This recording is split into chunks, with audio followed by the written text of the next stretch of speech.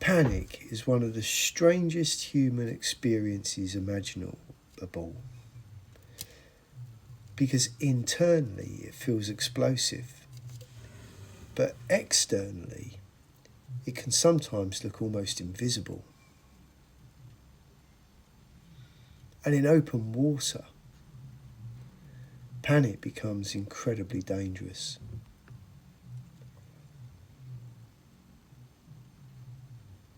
People imagine panic as screaming and chaos, but honestly, it usually begins quietly. Breathing shortens, thoughts accelerate, vision narrows, and logic deteriorates. Then suddenly, the energy starts burning too quickly, and that's the real danger. Hidden danger. Panic consumes oxygen. It consumes rhythm. It consumes efficiency. And eventually it consumes rational decision making.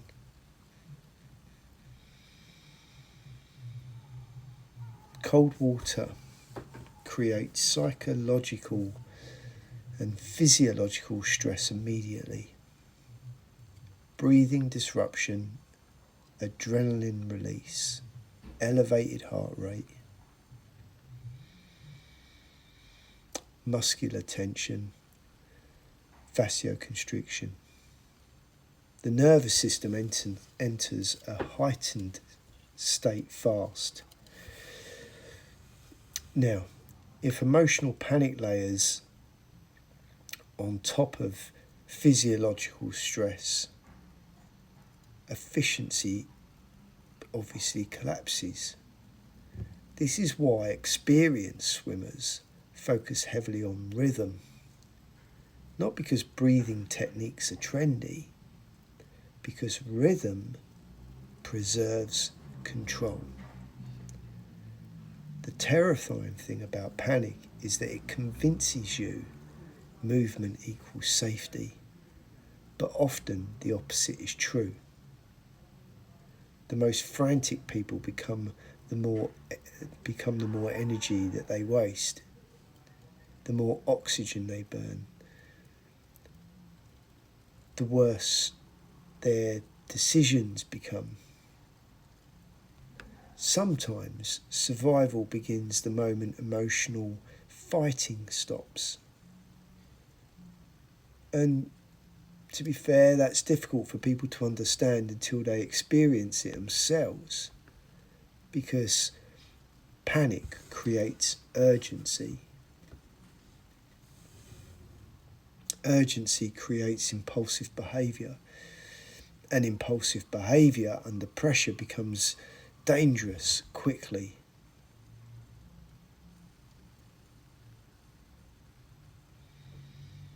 The tea, I'd like some tea.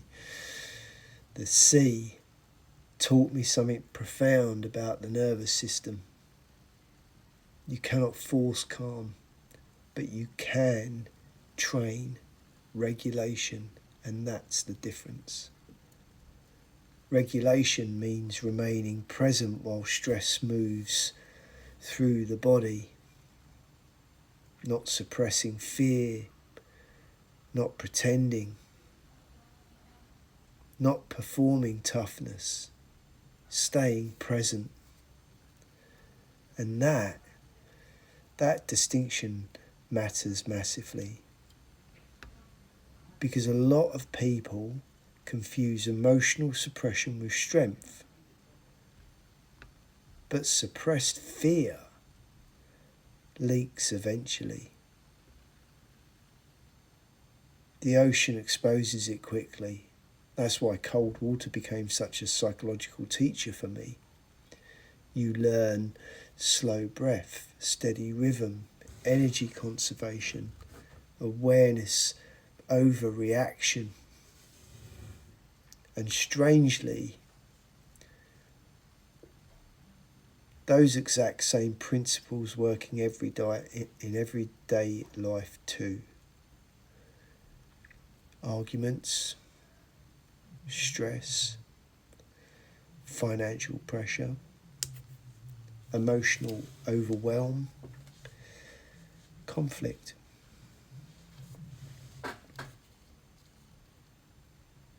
Most humans spiral exactly the same way outside the water as they do inside it.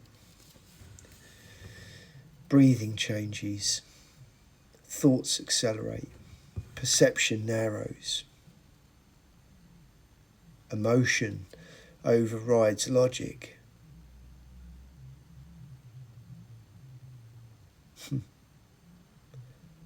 The environment changes, but the nervous system patterns remain similar. And this is where the equilibrium method quietly emerged for me. Not as spirituality, not as performance, as observation. Pressure reveals structure.